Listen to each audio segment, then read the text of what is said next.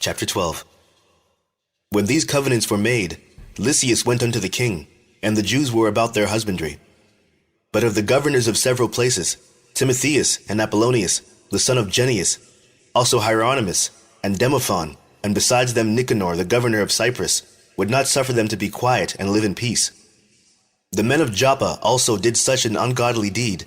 They prayed the Jews that dwelt among them to go with their wives and children into the boats which they had prepared, as though they had meant them no hurt, who accepted of it according to the common decree of the city, as being desirous to live in peace, and suspecting nothing. But when they were gone forth into the deep, they drowned no less than 200 of them. When Judas heard of this cruelty done unto his countrymen, he commanded those that were with him to make them ready, and calling upon God the righteous judge, he came against those murderers of his brethren, and burnt the haven by night, and set the boats on fire, and those that fled thither he slew. And when the town was shut up, he went backward as if he would return to root out all them of the city of Joppa. But when he heard that the Jamnites were minded to do in like manner unto the Jews that dwelt among them, he came upon the Jamnites also by night, and set fire on the haven and the navy, so that the light of the fire was seen at Jerusalem, 240 furlongs off. Now when they were gone from thence 9 furlongs in their journey toward Timotheus, no fewer than 5,000 men on foot, and 500 horsemen of the Arabians set upon him. Whereupon there was a very sore battle, but Judas's side by the help of God got the victory, so that the nomads of Arabia, being overcome, besought Judas for peace, promising both to give him cattle, and to pleasure him otherwise. Then Judas, thinking indeed that they would be profitable in many things, granted them peace, whereupon they shook hands, and so they departed to their tents. He went also about to make a bridge to a certain strong city, which was fenced about with walls, and inhabited by people of divers countries, and the name of it was Caspis. But they that were within it put such trust in the strength of the walls and provision of victuals, that they behaved themselves rudely towards them that were with Judas, railing and blaspheming, and uttering such words as were not to be spoken. Wherefore Judas with his company, calling upon the great Lord of the world, who without any rams or engines of war did cast down Jericho in the time of Joshua, gave a fierce assault against the walls, and took the city by the will of God, and made unspeakable slaughters, insomuch that a lake 2 furlongs broad, near adjoining thereunto, being filled full, was seen running with blood. Then departed they from thence 750 furlongs, and came to Caracca unto the Jews that are called Tubiani. As for Timotheus, they found him not in the places, for before he had dispatched anything, he departed from thence, having left a very strong garrison in a certain hold. Howbeit, Dositheus and Sosipater, who were of Maccabees as captains, went forth, and slew those that Timotheus had left in the fortress, above 10,000 men.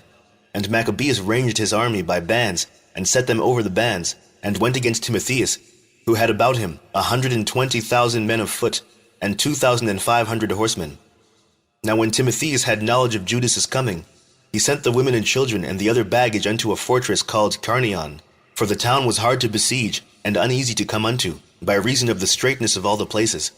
But when Judas's first band came in sight, the enemies being smitten with fear and terror, through the appearing of him that seeth all things, fled amain, one running this way, another that way, so as that they were often hurt of their own men, and wounded with the points of their own swords. Judas also was very earnest in pursuing them, killing those wicked wretches, of whom he slew about 30,000 men. Moreover, Timotheus himself fell into the hands of Dositheus and Sosipater, whom he besought with much craft to let him go with his life, because he had many of the Jews' parents, and the brethren of some of them, who if they put him to death, should not be regarded. So when he had assured them with many words that he would restore them without hurt, according to the agreement, they let him go for the saving of their brethren. Then Maccabeus marched forth to Carnion, and to the temple of Atargatis, and there he slew 25,000 persons. And after he had put to flight and destroyed them, Judas removed the host towards Ephron, a strong city, wherein Lysias abode, and a great multitude of diverse nations, and the strong young men kept the walls, and defended them mightily, wherein also was great provision of engines and darts.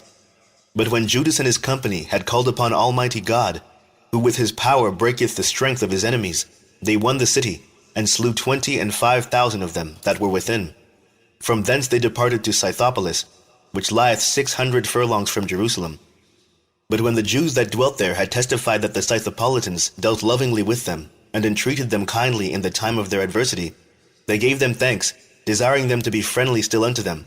And so they came to Jerusalem, the feast of weeks approaching. And after the feast, called Pentecost, they went forth against Georgius, the governor of Idumea, who came out with 3,000 men of foot and 400 horsemen. And it happened that in their fighting together a few of the Jews were slain. At which time Dositheus, one of Basenor's company, who was on horseback and a strong man, was still upon Georgius, and taking hold of his coat drew him by force.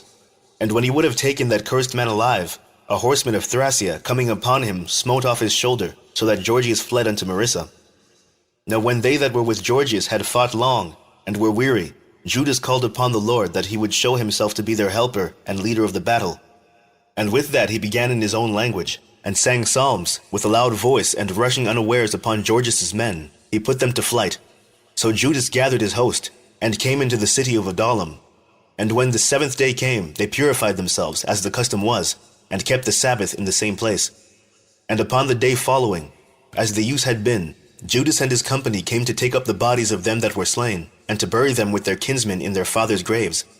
Now under the coats of every one that was slain, they found things consecrated to the idols of the Jamnites, which is forbidden the Jews by law.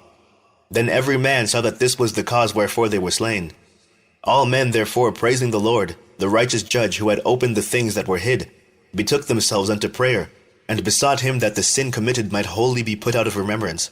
Besides, that noble Judas exhorted the people to keep themselves from sin, for so much as they saw before their eyes the things that came to pass for the sin of those that were slain. And when he had made a gathering throughout the company to the sum of 2,000 drachms of silver, he sent it to Jerusalem to offer a sin offering, doing therein very well and honestly, in that he was mindful of the resurrection. For if he had not hoped that they that were slain should have risen again, it had been superfluous in vain to pray for the dead. And also in that he perceived that there was a great favor laid up for those that died godly, it was a holy and good thought. Whereupon he made a reconciliation for the dead, that they might be delivered from sin. Chapter 13. In the 149th year, it was told Judas that Antiochus Eupator was coming with a great power into Judea, and with him Lysias his protector, and ruler of his affairs, having either of them a Grecian power of footmen, 110,000, and horsemen 5,300, and elephants 22, and 300 chariots armed with hooks. Menelaus also joined himself with them, and with great dissimulation encouraged Antiochus, not for the safeguard of the country, but because he thought to have been made governor. But the king of kings moved Antiochus' mind against this wicked wretch, and Lysias informed the king that this man was the cause of all mischief, so that the king commanded to bring him unto Berea, and to put him to death, as the manner is in that place. Now there was in that place a tower of 50 cubits high, full of ashes, and it had a round instrument which on every side hanged down into the ashes, and whosoever was condemned of sacrilege or had committed any other grievous crime, there did all men thrust him unto death. Such a death it happened that wicked man to die, not having so much as burial in the earth, and that most justly, for inasmuch as he had committed many sins about the altar, whose fire and ashes were holy, he received his death in ashes. Now the king came with a barbarous and haughty mind to do far worse to the Jews than had been done in his father's name. Which things when Judas perceived, he commanded the multitude to call upon the Lord night and day, that if ever at any other time, he would now also help them, being at the point to be put from their law, from their country, and from the holy temple, and that he would not suffer the people, that had even now been but a little refreshed, to be in subjection to the blasphemous nations. So when they had all done this together, and besought the merciful Lord with weeping and fasting, and lying flat upon the ground 3 days long, Judas, having exhorted them, commanded they should be in a readiness. And Judas, being apart with the elders, determined before the king's host should enter into Judea and get the city, to go forth and try the matter in fight, by the help of the Lord. So when he had committed all to the Creator of the world, and exhorted his soldiers to fight manfully, even unto death, for the laws, the temple, the city, the country, and the commonwealth, he camped by Modin. And having given the watchword to them that were about him, victory is of God, with the most valiant and choice young men, he went into the king's tent by night, and slew in the camp about 4,000 men, and the chiefest of the elephants, with all that were upon him. And at last they filled the camp with fear and tumult, and departed with good success. This was done in the break of the day, because the protection of the Lord did help him. Now when the king had taken a taste of the manliness of the Jews, he went about to take the holds by policy, and marched towards Bethsura, which was a strong hold for the Jews. But he was put to flight, failed, and lost of his men, for Judas had conveyed unto them that were in it such things as were necessary.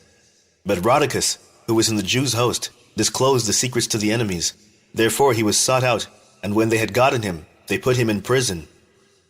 The king treated with them in Bethsura the second time, gave his hand, took theirs, departed, fought with Judas, was overcome, heard that Philip, who was left over the affairs in Antioch, was desperately bent, confounded, entreated the Jews, submitted himself, and swore to all equal conditions agreed with them, and offered sacrifice, and honored the temple, and dealt kindly with the place, and accepted well of Maccabees, made him principal governor from Ptolemais unto the Gerenians, came to Ptolemais. The people there were grieved for the covenants, for they stormed because they would make their covenants void.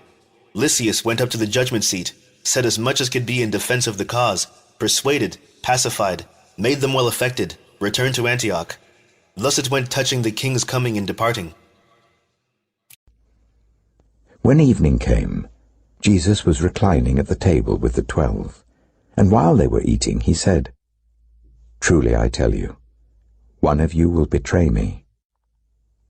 They were very sad and began to say to him one after the other, "Surely you don't mean me, Lord?" Jesus replied, "The one who has dipped his hand into the bowl with me will betray me. The Son of Man will go just as it is written about him. But woe to that man who betrays the Son of Man. It would be better for him if he had not been born."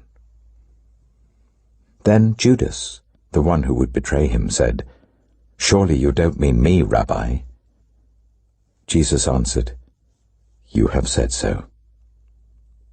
While they were eating, Jesus took bread, and when he had given thanks, he broke it and gave it to his disciples, saying, "Take and eat. This is my body." Then he took a cup, and when he had given thanks, he gave it to them, saying, "Drink from it, all of you. This is my blood of the covenant, which is poured out for many for the forgiveness of sins. I tell you, I will not drink from this fruit of the vine from now on until that day when I drink it new with you in my Father's kingdom." When they had sung a hymn, they went out to the Mount of Olives. Then Jesus told them, "This very night you will all fall away on account of me. For it is written, I will strike the shepherd, and the sheep of the flock will be scattered. But after I have risen, I will go ahead of you into Galilee." Peter replied, "Even if all fall away on account of you, I never will." "Truly I tell you," Jesus answered, "this very night before the cock crows, you will disown me 3 times. But Peter declared, "Even if I have to die with you, I will never disown you." And all the other disciples said the same. Then Jesus went with his disciples to a place called Gethsemane, and he said to them, "Sit here while I go over there and pray." He took Peter and the 2 sons of Zebedee along with him, and he began to be sorrowful and troubled. Then he said to them, "My soul is overwhelmed with sorrow to the point of death. Stay here and keep watch with me." Going a little farther, he fell with his face to the ground and prayed, "My Father, if it is possible, may this cup be taken from me. Yet not as I will, but as you will." Then he returned to his disciples and found them sleeping. "Couldn't you men keep watch with me for 1 hour?" he asked Peter. "Watch and pray, so that you will not fall into temptation. The spirit is willing, but the flesh is weak." He went away a second time and prayed, "My Father, if it is not possible for this cup to be taken away unless I drink it, may your will be done." When he came back, he again found them sleeping because their eyes were heavy. So he left them and went away once more and prayed the 3rd time, saying the same thing. Then he returned to the disciples and said to them, "Are you still sleeping and resting? Look, the hour has come, and the Son of Man is delivered into the hands of sinners. Rise, let us go. Here comes my betrayer."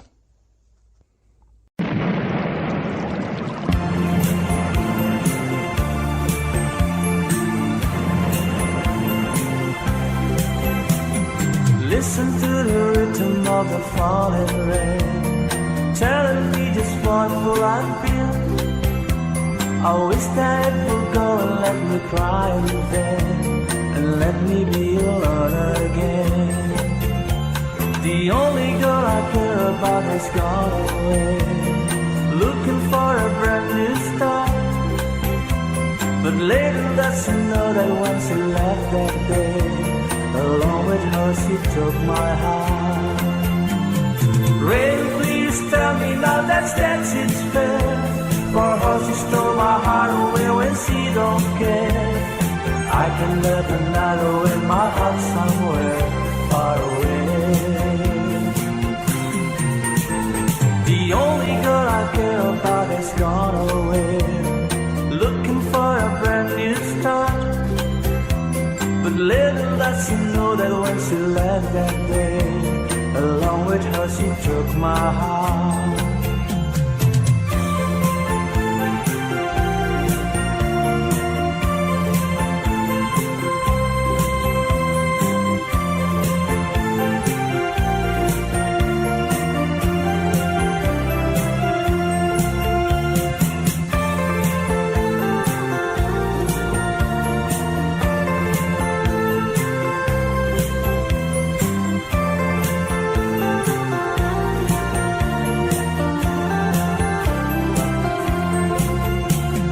Listen to the rhythm of the falling rain, telling me just what will I feel.